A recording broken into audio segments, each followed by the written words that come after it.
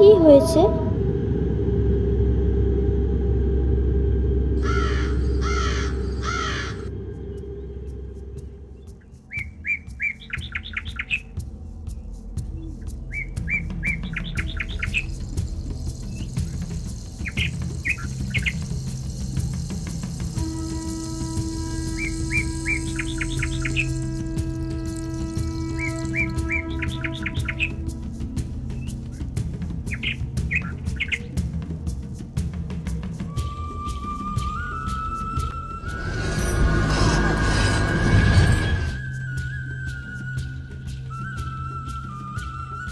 কারেন্টটা এখনই অভাব হচ্ছিল।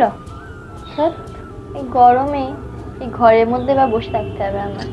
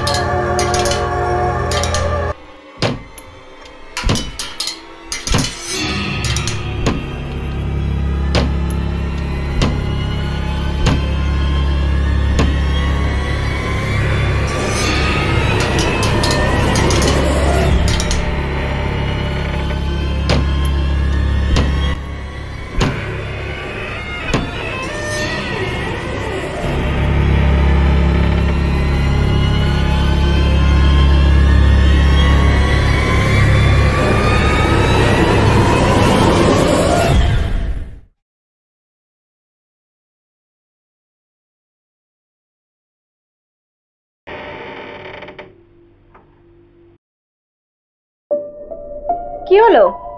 কি হলো? কি হয়েছে? হ্যাঁ বৌমা, কি হলো?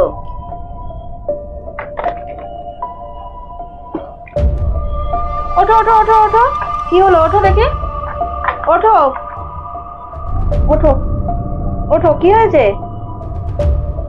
পড়ে গেলে কেন তুমি?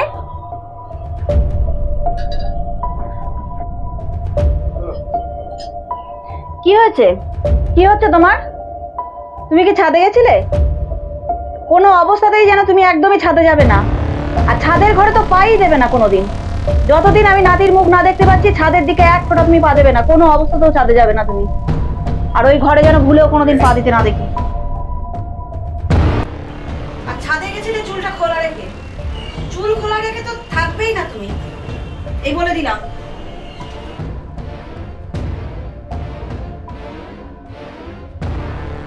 এমন কি আছে ওই ছাদের ঘরে? আমাকে সবকিছু জানতেই হবে। আর কেন ঘটছে আমার সাথে এমন অদ্ভুত ঘটনা? নিশ্চয়ই কোনো রহস্য আছে ওই ঘরে, যেটা আমার থেকে এই বাড়ির সবাই লুকানোর চেষ্টা করছে।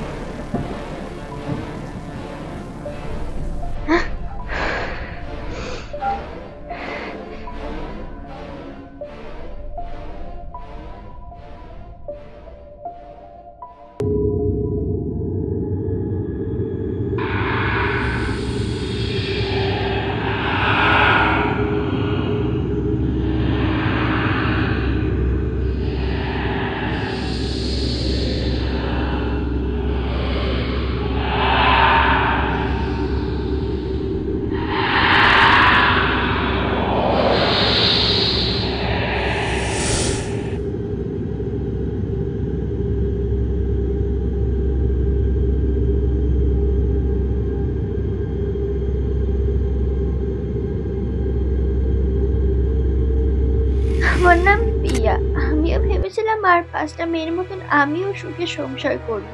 শাশুড়ি মার অত্যাচার তো প্রথম থেকেই মেনে নিয়েছিলাম, তার সাথে সাথে স্বামীর অত্যাচারটাকেও মেনে নিতে হয়েছিল। কি যে পাপ করেছিলাম আমি যে ভগবান আমাকে মা হওয়ার ক্ষমতাই দিল না।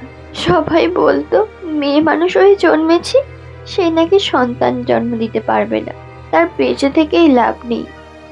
এই যে আমাকে ছাদের ঘরে আটকে রেখে গেল, তারপর যে আমি কত ডেকেছি সবাইকে, কেউ শোনেনি, কেউ না। এক ফোঁটা জলও পর্যন্ত আমাকে কেউ দেয় না। জানি না এভাবে আর কদিন বাঁচবো। মানুষের মৃত্যুর পরে যদি কোনো কিছু থেকে থাকে, তাহলে আমি নিশ্চয়ই ফিরে আসবো।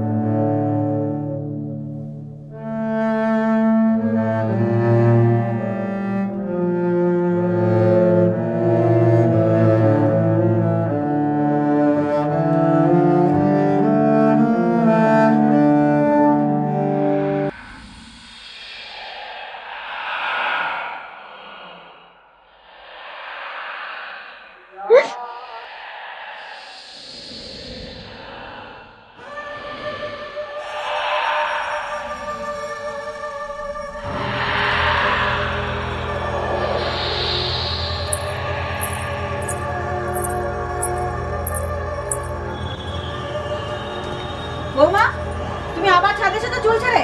এত বলে তো শুনলে না তুমি?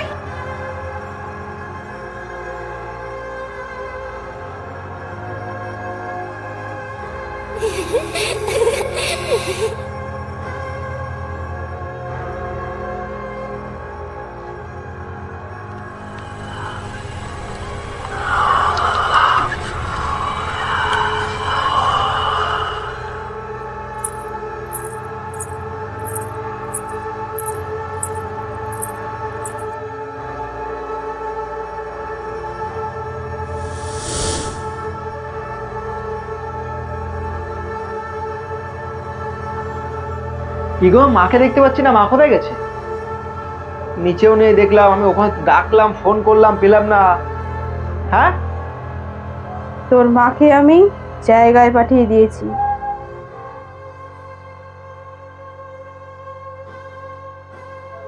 কে তুমি?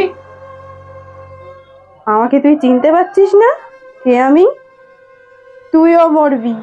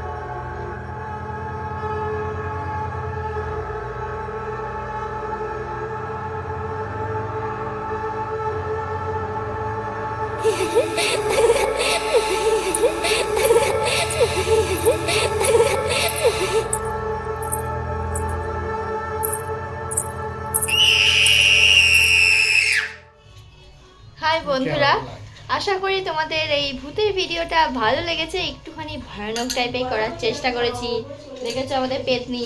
যাই হোক, তো কেমন লেগেছে অবশ্যই জানিও কমেন্ট করে। আর তোমাদের আমার সাথে কাজ করে কেমন লাগলো? খুব ভালো। ঠিক আছে, চলো সবাই ভালো থেকো, সুস্থ থেকো। কেমন লেগেছে জানাতে একদমই ভুলো না, অবশ্যই কমেন্টে জানিও। প্রথমবার একটু ভূতের ভিডিওটা একটু ভয়ানকভাবে করার চেষ্টা করলাম, কেমন লেগেছে জানিও। Tata, by.